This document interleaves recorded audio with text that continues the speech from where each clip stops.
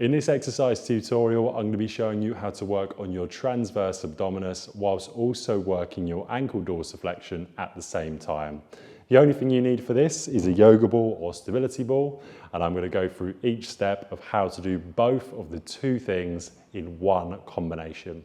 So the first thing I want you to do is I want you to be having your feet at hip width apart. You're going to come up into a completely neutral position, so a straight back. You should feel a slight curve in your lower back.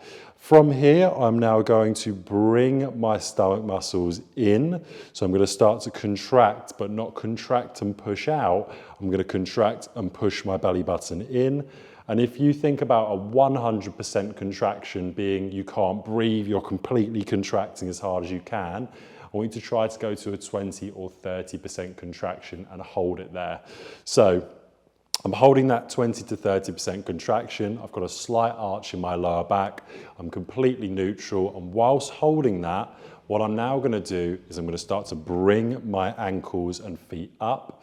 So my heels are always on the floor, but each time I'm doing the repetitions, I'm bringing my midfoot and also my toes off the floor, pointing upwards with the ankle coming into dorsiflexion. And you would repeat this for your desired amount of sets and repetitions, whilst keeping your hips in the middle of the ball, trying to hold that 20 to 30% contraction at all times.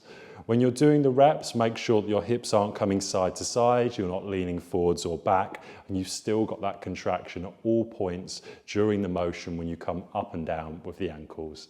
That's how to work your ankle dorsiflexion and your transverse abdominis at the same time on a stability ball.